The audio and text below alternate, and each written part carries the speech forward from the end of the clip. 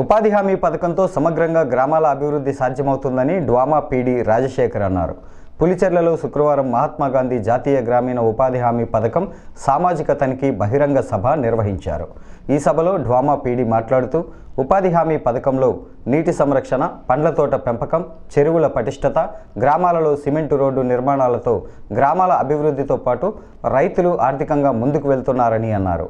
ఉపాధిలో ప్రతి కూలీకి పని కల్పించే బాధ్యత ఉపాధి సిబ్బందిదేనని, పనులు కల్పించకపోతే చర్యలు తప్పవని అన్నారు.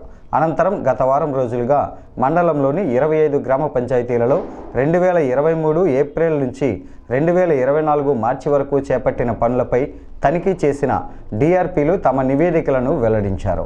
ఈ సభలో విజిలెన్స్ అధికారిని గంగా భవానీ, ఎంపీడీఓ రాజశేఖర్ బాబు, ఏపీడీ శ్రీనివాసులు, మాజీ జడ్పీటీసీ మురళీధర్, సర్పంచ్ రాణి, ఎంపీటీసీ మునికృష్ణమనాయుడు, సింధు రవి, టీడీపీ నాయకులు కుమార్ రెడ్డి, ముల్లంగి వెంకటరమణ, బండ్ల రమేష్, సుబ్బారెడ్డి, లెక్కల Dhananjaya Naidu, Deva, Mahesh, Nagaraju, Naidu, APO Shaukat Ali, RSRP Mallikarjuna, EC Krishna, CC Rajesh, టీఏలు దేవేంద్ర, మోహన్ బాబు, మహేంద్ర జ్యోతి, రెడ్డి, కీర్తి, ఉపాధి సిబ్బంది, రైతులు, కూలీలు పాల్గొన్నారు.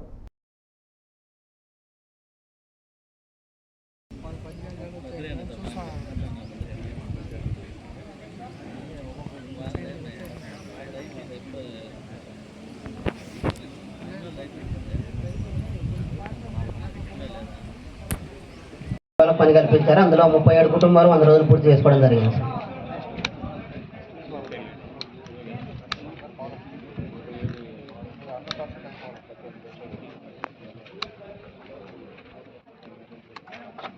తర్వాత 7వ అంశం సార్, డిమాండ్ తీసుకుంటున్న రసీదులు ఇవ్వడం లేదు సార్. 8వ అంశం